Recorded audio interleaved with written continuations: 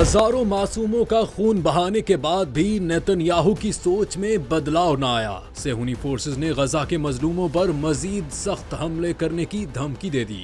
اسرائیلی وزیر دفاع کا کہنا ہے کہ جلد ہی غزہ میں اپنی پوری طاقت سے آپریشن کریں گے۔ فلسطینی اپنے گھر اور مزید علاقے کھو دیں گے۔ یہ علاقے اسرائیل کے دفاعی نظام میں ضم کیے جائیں گے۔ حماس فلسطینی عوام کو خطرے میں ڈال رہی ہے۔ دوسری جانب اسرائیلی فوج کی بربریت جاری ہے۔ بمباری کے نتیجے میں 7 بچوں سمیت مزید 30 فلسطینی شہید اور درجنوں زخمی ہو گئے۔ تنظیم سیو دی چلڈرن کے مطابق اسرائیلی بمباری سے ایک ہفتے میں 270 بچے شہید ہو گئے، جبکہ حالیہ حملوں میں 7 بچوں سمیت مزید 30 سے زیادہ فلسطینی شہید ہوئے۔ ادھر حماس نے عالمی برادری سے اسرائیلی جارحیت رکوانے کا مطالبہ کیا ہے۔ علامہ ازیں اسرائیلی پارلیمنٹ کے اندر اور باہر نیتن یاہو حکومت کے خلاف احتجاج کرتے ہوئے مظاہرین نے یرغمالیوں کی رہائی کا مطالبہ کیا۔